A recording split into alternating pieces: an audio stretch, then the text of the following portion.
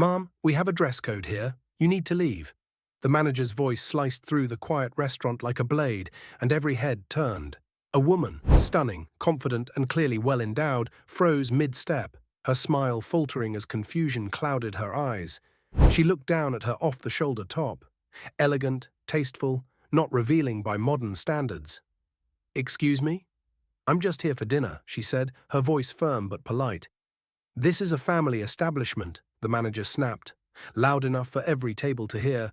"We can't have distractions." Gasps, whispers.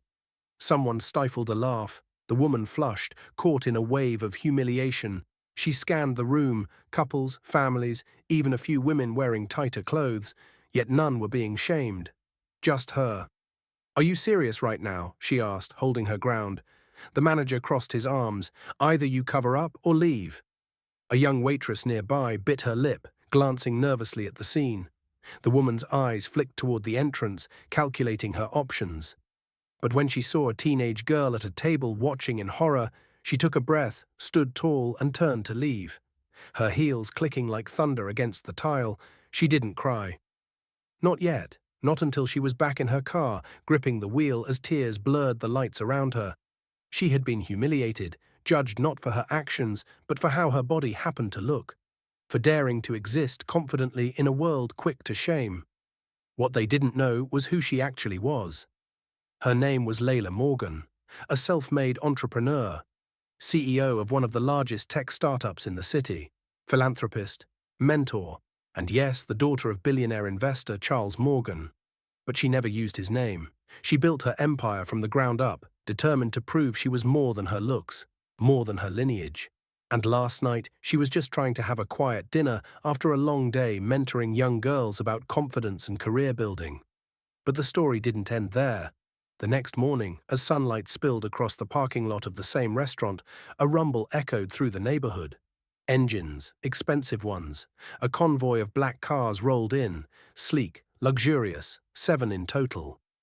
Out stepped men and women in sharp suits. One car door opened slowly, and out came Layla, dressed in a blazing red power suit that turned every head. The manager inside, sipping his morning coffee, nearly choked as he looked out the window. Layla entered with poise, her entourage behind her.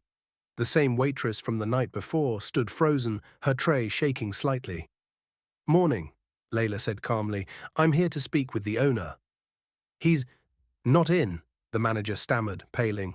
"That's all right," Layla said, handing him a document, "because as of 10 minutes ago, I am." The man blinked, taking the paper with trembling hands. It was a deed, a full acquisition. Layla Morgan had just bought the entire restaurant chain. "Effective immediately, you're relieved of your duties," she said, her voice quiet but steely. Gasps erupted from the kitchen. The young waitress looked as if she might faint. Layla turned to her. "What's your name?" "Titina," she said, wide-eyed. "You're promoted to assistant manager. First task, rewrite the dress code policy. Make sure it's about respect and not body shaming." "Got it?" Tina nodded, tears springing to her eyes. Layla's eyes swept the room. "This place will be different. No one should ever be judged for how they look. Not on my watch."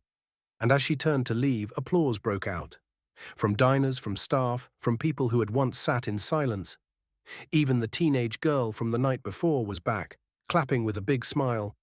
Because in a world that so often punishes confidence and weaponizes beauty, Layla didn't just walk away.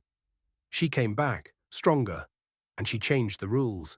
If this story touched you, subscribe to the channel and hit that like button and drop a karma in the comments below.